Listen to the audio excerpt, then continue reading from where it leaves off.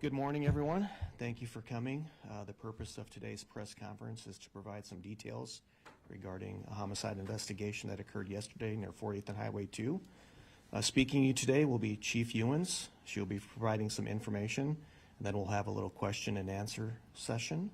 Also available for questions will be Captain Ben Miller with our Criminal Investigations Unit and Pat Condon, Lancaster County Attorney's Office. Chief. Good morning, everybody. I want to thank you all for being here with us today. Last night, as you know, the Lincoln Police Department arrested 2 youths in connection with the death of 70-year-old Jesse Gilmer. That occurred in an apartment near 40th Street and Highway 2. This morning, we are releasing the names of the youth arrested. They will be charged as adults due to the nature of the crime. Sally Gilmer, 15 years of age, was arrested for first-degree murder and the use of a deadly weapon to commit a felony, and Isaac Hongschmidt, 16 years of age, was arrested for aiding and abetting murder in the first degree. I'd like to provide a brief summary of the investigation leading up to the arrests. Yesterday, Monday, October 3rd, at 4 p.m., police responded to a report of an unconscious male that appeared to have been stabbed. Arriving officers found Jesse Gilmer deceased in the residence, with injuries consistent with being caused by a bladed instrument. Sally Gilmer, Jess's daughter, was at the apartment when officers arrived. She reported she came home from school and found her father stabbed. She was driven to the Lincoln Police Department headquarters, where she was interviewed by investigators along with other family members. Later located, her 16-year-old boyfriend, Isaac, and was also located and brought to the station to be interviewed. With information obtained during the interviews, digital evidence, and evidence collected at the apartment, both Sally and Isaac were arrested and placed at the Lancaster County Youth Services Center. We'd like to extend our condolences to Jess's family and friends and ask members of the public to respect their privacy as they grieve the loss of their loved ones. The investigation is ongoing. We ask anyone with information to contact the Lincoln Police Department at 402-441-6000. Or if they wish to remain anonymous, they can call Crime Stoppers at 402-475-3600. Obviously, this is disturbing for many people in the community because of the nature of it. Just be patient with us. We'll try to do the best we can to answer your questions. There's only so much that we can actually put out, as you know.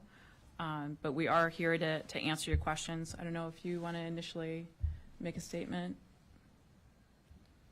It's up to you.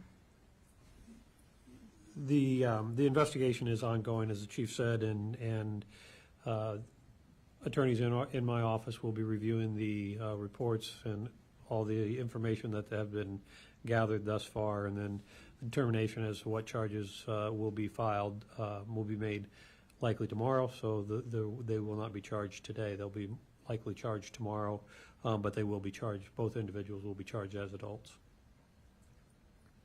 Okay, with that, if you have any questions, I'm happy to try to answer them. What led to this, if there was a history or if it was something else? We're still trying to figure that out. Obviously, a daughter killing her father is difficult to understand, and so we're trying to piece that together. But we don't have a solid answer as of yet. We're still doing interviews, and it's ongoing at this point. The daughter was the one that reported her dad was unconscious to police. Is she the one that called? Yes, she's the one that called. How long had he been dead for when she called? We don't know that as of yet. Could you, I'm going to take it a little bit broad, like Go for it, broader, yeah. outside of Okay. this. It seems like there's been a shift in violent crime in Lincoln just the last few months.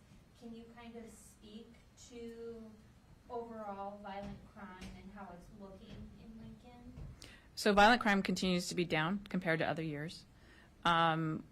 Obviously we can't ignore what's occurred you know, the thing that I constantly tell you, and, you know, when we're looking at these cases, is whether it was random or if it was an interaction prior to the event occurring. And I'm going to say every single case that we've brought forward to you is not random. And so the public needs to feel that, you know, the fact of the matter is, you know, throughout the country, there's a lot of random events occurring. Here, there is an interaction prior. That was my next question is, what can we say to people who live in a community who may be concerned that violence is going up? There's the appearance of it. Mhm. So what could we say to someone who's worried about it? Yeah, you know what, our responsibility is to report to you what occurs in Lincoln. When I first came in a long time ago, we didn't do that. We didn't tell you everything that occurred. And so that's the change. Really, if anyone is over the age of 50, they really should understand that, is that we weren't as open and transparent as we are today. And so I will tell you, I feel very comfortable living in Lincoln. I feel as a very safe community, and we're doing the best that we can. Our officers, the response, the investigation, the crime scene techs, the county attorney's office, we all work together to try to stop crime from happening. But there's only so much that we can do, because events like the one that we're talking about today, you know, the reason behind the premeditation, we don't know, but the daughter, you know, murdered her father. Can we stop that? Not necessarily. And so we have to understand, you know, crime, with as much as we analyze it and we look into it and we try to stop it, it's very hard to do that at times. But it's a safe community. Was he her primary parent? Like, did she live there full-time or did she live there part-time? We don't have that yet, as of yet. You have spelling on Isaac? Yes. Can you spell everyone's name? Yes. I say the victim's name is, and there will be a press release that will be coming out after this. First name of the victim is Jesse. Last name Gilmer. He's 70. 70 years of age, yes. And then Sally, his daughter, is Sallie, and then same last name. And her boyfriend is Isaac, Isaac. Last name Honigschmidt.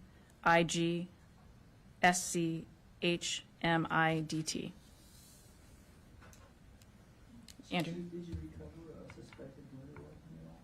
We believe that we do, but we're still processing everything. And you know, I know you've had a number of homicides in Lincoln.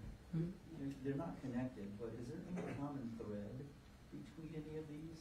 Drugs, you know, alcohol, mental health? I mean, A common thread, there is no common thread with all of them, no. Can you say if what you recovered is a knife or is it something else? We believe we have the weapon used, but we're still, obviously, through crime scene techs and everything else, we need to process the entire location to ensure that we have the correct one. Any other questions? Because when you say that you guys kind of reported violent crime more frequently to the public, Mhm. so are you saying that previously the police department didn't report every murder that happened, or I guess what do you mean by that? So what I mean by that, the question was about violent crime. Yeah. Murder is one of those subjects. I'm not saying that this department, I'm saying broadly in law enforcement, we were not good at it. It's the same reason why they built this room, is so we can report to you every single day at 10. You know exactly when we're going to report any crime that occurs that rises to the level for reporting to the media. And we're trying to be more transparent and open about what happens in the city. That didn't happen before in law enforcement. So it's not specific to this agency, it's specific across the country.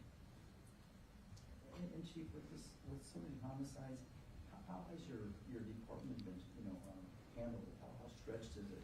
And all these investigations that you're having to do? It's very stretched. Thanks for asking that. I mean, the men and women in our investigative teams, as well as our personnel on the street, the response to all these crimes, it is taxing. What they see is not acceptable, and that includes the collisions that we've been seeing lately. the officers are stretched, both physically and emotionally. And so we do our best to try to get them the help that they need, but, you know, the expectation is we have to continue going out every single day. And we go from one run to the next. And that's hard if you actually think about what it is my officers see. And so we do our best to try to help them with that. Any other questions? Can you go over the charges just one more time? Or what they were arrested for? So she was arrested for first-degree murder, and he was arrested for aiding and abetting in the first degree.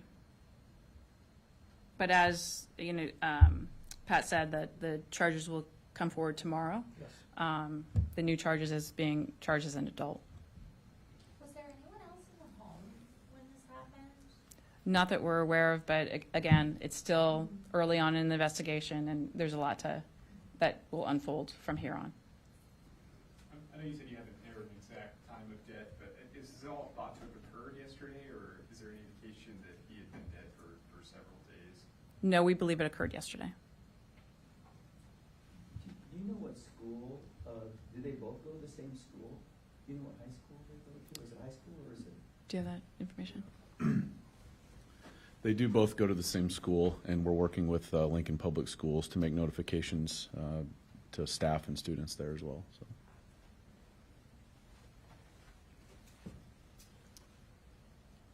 Any other questions? Okay, thanks, everybody. We will follow up, and as we move forward, to hopefully give you some more details and answer your questions. Thanks. Thank you.